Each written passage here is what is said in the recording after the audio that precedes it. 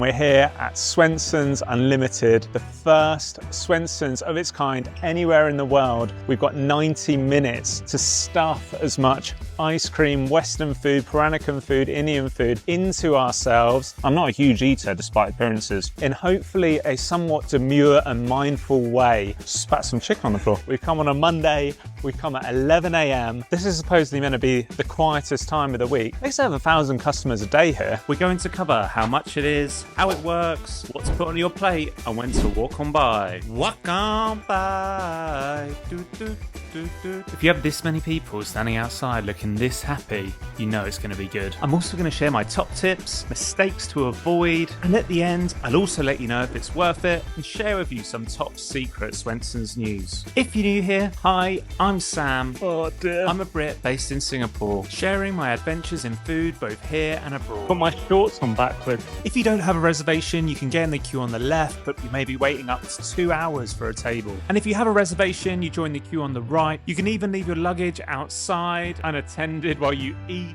Only in Singapore would I recommend that you do this. Let's get the prices out the way. Monday to Thursday, lunch is $35 for an adult, plus service and taxes, and then a little more for dinner. From Friday night to Sunday, this goes up to $60 for dinner and $50 for lunch. So if you can, try and get in for a weekday lunch. We're through the door, the wristband is on. Please come get 90 minutes on the clock. The countdown starts now. Oh, and we're also going to tally up all of the dishes we tried today. On the drinks front, I couldn't see any alcohol on the menu, but your entry price does get you access to this unlimited drinks fountain. Ooh, baby, do you know what that's worth? I'm gonna get me some heaven and earth. And also coffee. And this feels like a good time to share the first of my universal buffet rules, which obviously I've already broken. Number 1, don't fill up on liquids. Save your stomach for the good stuff. The centerpiece of the savoury buffet for me is the fresh seafood section. This is pretty incredible for $35. I could take all of these with me if I wanted to. This sign here says, please do not take food with bare hands. I will try my best not to. Okay, on here we grab the prawns, a couple of different types of clams.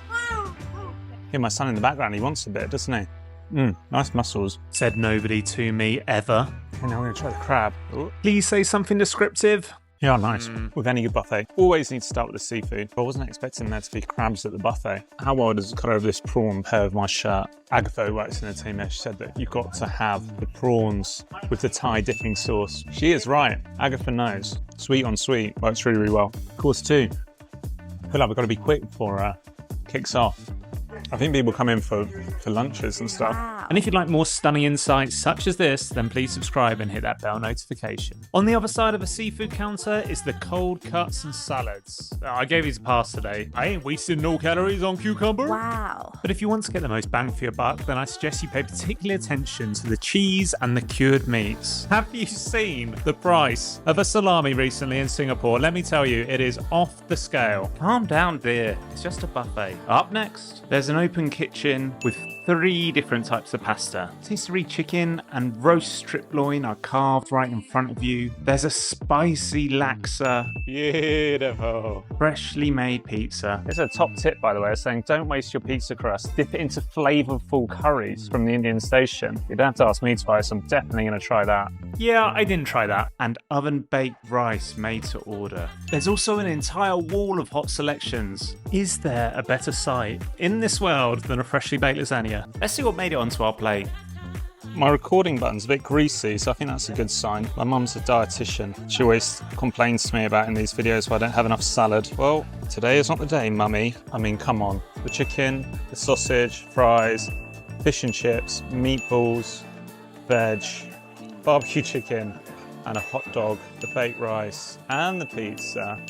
Just give you a cross section of the lasagna. I'm just gonna have one bite of it though.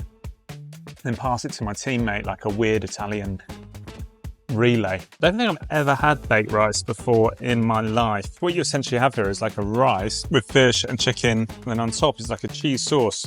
String test, pretty good. Visually it looks really good. I've just seen them getting out of the oven. They're turning them around so quickly. We have a margarita, a pepperoni, and one other. For Jesus, we're already about 25 minutes in, so I need to do less yapping more eating. Another zinger. Braised meatballs with beef and chicken. Let's try a couple of those. We just filmed the 3 Ikeas. I had about 20 meatballs. These are up there. It's like more meaty. I'm not sure if you can see that there. Really good. Rule number 2, keep away from carbs, stick to your proteins. You don't have room to waste on carbs. As I talk about the importance of not eating carbs, I cannot keep away from a fry. I'm addicted. Sausage is nice. Where I come from in the UK is like the fish and chips capital, so I'm a very, very tough man to please, but it's not bad. Okay, so from what I've read online, apparently everyone just says the broccoli's really good. One bite only. Very decent broccoli. Good crunch to it. Feels like it's been cooked in like a salty water. Okay, I think Western food done. Thank you very much. This is seafood mee goreng. I need to work on my game here. I don't know if I'm like losing confidence or it's getting busier or I'm worried about being full, but I'm not going to make it as a buffet reviewer if I come back and my plate looks like this. I mean, it looks good, but it's just like a little bit lonely. There's a lot of white space there to fill in. This beef does need a sauce. Be right back. It's fun. I'm not sure I'm doing it justice, but I'm having a lovely time. It's time for a Peranakan party. Nonya chicken curry, chicken with black nut curry, sambal fish, nonya achar, and a couple of extra delicious options. The first must-try dish is the kueh pie tea. Shredded Chinese turnip and sliced carrots go in first, before being topped by your own personal choice of chopped egg, coriander, and peanuts. Everything's then liberally drizzled with what I believe is a dark soy and chili sauce. And now back to our man on the ground for the live review. Cheers. Bite into it, all the liquid comes out of the vegetables, but sits in the bottom of the cup. Everything that I say right now is a garbled mess. But, long story short, they were one bite of pure bliss. Stumbled across these. Prawn crackers here, normal crackers, crisps, and cheese crackers. Speaking of crackers, we've got half an hour left. Final 2 courses, back to back. Okay, it's kind of like my tasting menu here. Got the biryani rice, the butter chicken, the dal, lime pickle, and a different type of pickle, and a poppadom. And this crisp, I just saw these crisps on their own, and I just wanted to check to see if they were mixing the different crisps together, or if they had gone with one flavour, my own personal quest. They'd gone with one flavour, you sado. The butter chicken absolutely bangs. Have a little bit of the dal.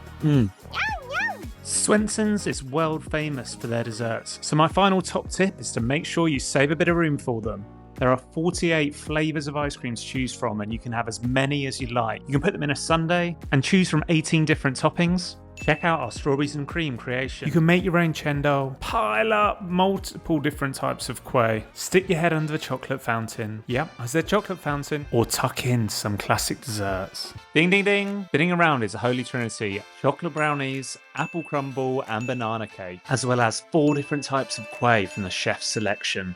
Really nice.